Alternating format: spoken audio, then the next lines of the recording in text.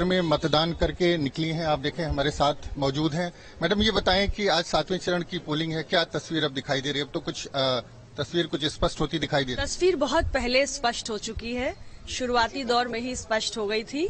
लेकिन तस्वीर की बात करने से पहले मैं सभी देशवासियों से और मेरे संसदीय क्षेत्र के मतदाताओं से, मिर्जापुर के लोगों से अपील करना चाहती हूँ। मैंने सुबह 7 बजे उठकर अपना वोट डाल दिया है। आप सब भी अपने मतदान स्थल तक जाएं, सुबह सवेरे अपना वोट डालें। आपका वोट आपकी आवाज है और लोकतंत्र के प्रति हमारा सबसे बड़ा कर्तव्य है। ये वोट देश के लिए और मिर्जापुर के उज्जवल भविष्य के लिए, इसे जरूर डालें। अब बात करते हैं तस्वीर की।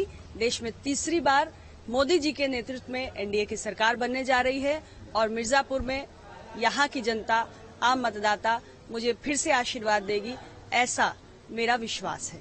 सरकार ने 400 पार का दावा किया था और उसको लेकर लगातार चर्चा भी हो रही है। क्या आपको दिखाई दे रही तस्वीर लोकसभा? बिल्कुल स्पष्ट है, देश की जनता हमारे साथ है। मोदी जी की सरकार के कार्यों को सराह रही है। आज हमने इन 10 सालों में हमारी अर्थव्यवस्था, जिसकी गिनती फ्रेजाइल 5 में हुआ करती थी, उसको टॉप 5 में लाकर खड़ा कर दिया है। देश में जिस स्केल और स्पीड पर इंफ्रास्ट्रक्चर का निर्माण हुआ है वो अभूतपूर्व है।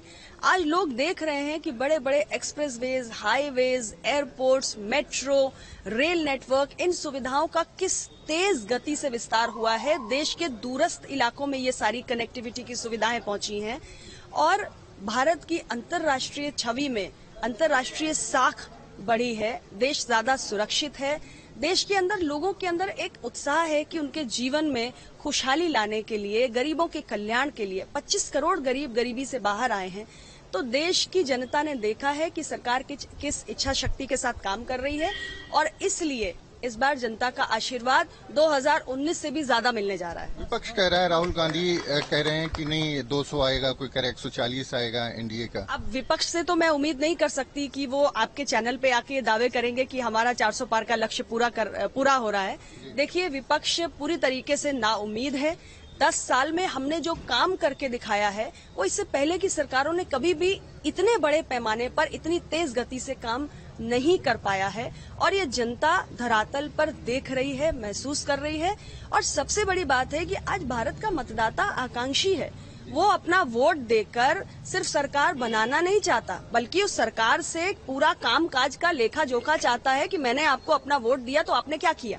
और हमारे पास तो पूरा रिपोर्ट कार्ड है, वो लेकर हम जनता के बीच में जा रहे हैं। जनता अपनी आंखों से देख रही है और इसलिए मैं आपको कह रही हूँ कि विपक्ष के पास कोई स्कोप नहीं है, कोई गुंजाइश नहीं है और वो भी इस बात को जानते हैं कि देश में तीसरी बार फिर देश की जनता हमारे मोदी जी के नेतृत्व में एनडीए की सरकार बनाने जा रही है। जो उत्तर प्रदेश की बात करें तो पूर्वांचल की तमाम सीटों पर चुनाव है आज, इसमें पीएम की भी सीट है, आपकी भी सीट है, तो पूरी उत्तर प्रदेश में क्या दिख रहा है?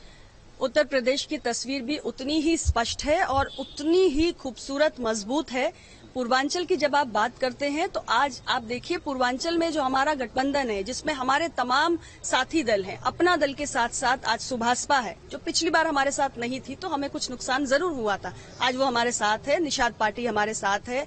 पश्चिम में जाइए, हमारे पास आरएलडी है। भारतीय जनता पार्टी सबके साथ एक बड़े भाई की भूमिका में है।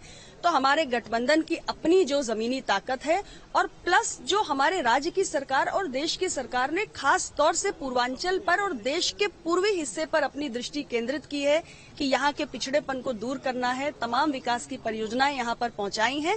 तो लोगों में एक उत्साह आया है, लोगों के अंदर एक उम्मीद की किरण जगी है कि हमारा पूर्वांचल भी आगे बढ़ सकता है और इसलिए पूर्वांचल में भी बेहतरीन परिणाम मिलने जा रहे हैं। ध्यान साधना में बैठे थे, उसको लेकर के भी तमाम टिप्पणियां।